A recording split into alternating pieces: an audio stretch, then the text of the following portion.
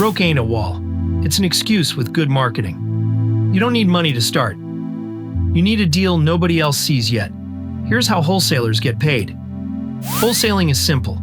You find a house selling under what it's worth, put it under contract, then assign it to a cash buyer for a fee. You never buy it, you control it, then hand it off. The deal is the capital, not your bank balance. It all starts with one number, ARV, after repair value. What the house is worth fixed up.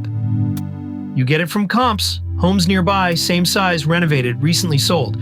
Chase the after repair value, not the asking price.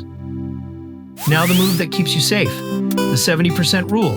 Your max allowable offer is after repair value, times 0.7 minus repairs. That 30% you shaved off is the buffer.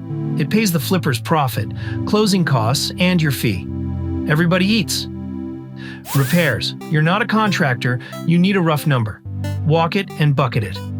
Paint and carpet, light, kitchen and bath, medium, roof, systems, foundation, heavy.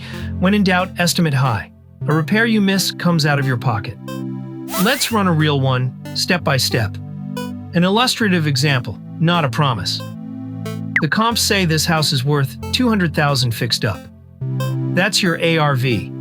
Times 0.7 is $140,000. Subtract $40,000 in repairs. Your max allowable offer is $100,000. That $100K is your ceiling, offer under it, and that gap is where your fee lives. Here's where people lose. FOMO leans in and whispers, everybody's bidding over asking. You in? Decide your ceiling before you feel a thing.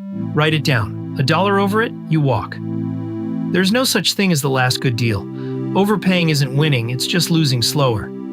3 ways people blow it. 1, they trust the asking price, not real comps. 2, they lowball repairs to dress up a bad deal. 3, they fall for the house, not the numbers. Run the math cold. That's the whole engine. Find it, lock the number, assign it, get paid. No cash, no license, no permission. Learn it free. Squat it, fund it, own it. Find your come up at squatters.io.